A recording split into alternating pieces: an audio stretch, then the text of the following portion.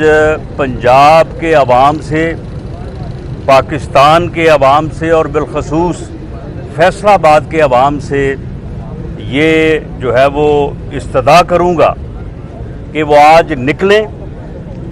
आज आवाम को हर जगह पे सड़कों पे आना चाहिए और आके इस जुल्म के ख़िलाफ़ जो है वो सदाए एहतजाज जो है वो बुलंद करनी चाहिए। इसके अलावा अब और कोई चारा नहीं है।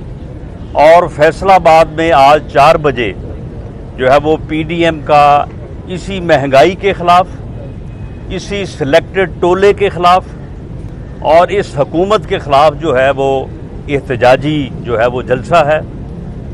फैसलाबाद के अवाम बिलखसूस और बाकी पाकिस्तान से जो पहुंच सके वो बिलअमूम जो है सबको आज 4 बजे धोबी घाट फैसलाबाद जो है वो पहुंचना चाहिए और वहां पे आके इस हुकूमत की मजम्मत में और इस हुकूमत के जुल्म के ख़िलाफ़ जो है वो अपना एहतजाज जो है वो रिकॉर्ड करवाना चाहिए। और हमारी अब ये राय है कि अब वो वक्त आ चुका है कि अब मुत्तहिदा अपोजिशन को भी और पीडीएम को भी अब लॉन्ग मार्च की कॉल जो है वो देनी चाहिए। अवाम उस लॉन्ग मार्च की कॉल पे जो है वो लब्बैक कहेंगे, उसके साथ अपनी आवाज़ मिलाएंगे और आवाम का सैलाब जो है वो अब इस्लामाबाद की तरफ बढ़ना चाहिए और इस सेलेक्टेड टोले को जो है वहाँ से निकाल बाहर करना चाहिए, क्योंकि जब तक ये वहाँ पे मौजूद है तो इसी तरह से जो है वो आवाम के साथ जुल्म होता रहेगा और मुल्क की बर्बादी और तबाही होती रहेगी। और ये अब तक जो है जो हो चुका है यही नाकाबिल तलाफ़ी है।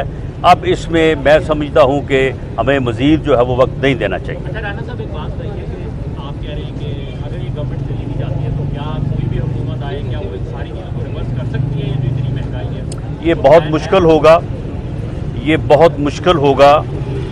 और इसके ऊपर मैं दोबारा वो बात करनी चाहूँगा जो हमारे प्रेसिडेंट मियां शहबाज शरीफ साहब ने की थी कि एक चार्टर ऑफ इकॉनमी होना चाहिए।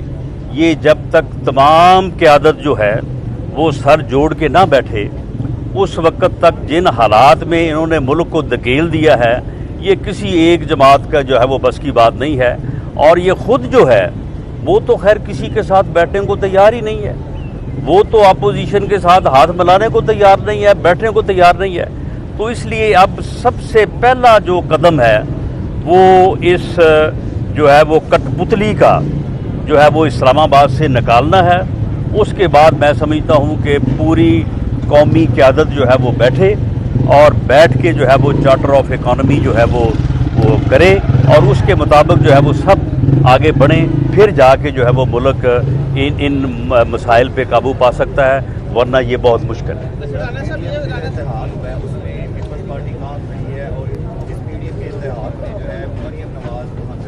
देखें, पीडीएम का जो इत्तेहाद है उसमें पीपल्स पार्टी तो इस वक्त नहीं है, उसमें 8 जमातें हैं। उसमें बलूचिस्तान की बड़ी अहम नेशनलिस्ट क़यादत जो है वो सारी उसमें मौजूद है। केपीके से जेयूआईएफ है, दूसरी जमातें हैं और पीएमएलएन एक बड़ी जमात है। लेकिन पीपल्स पार्टी जो है वो मुत्तहिदा अपोजिशन में हमारे साथ है।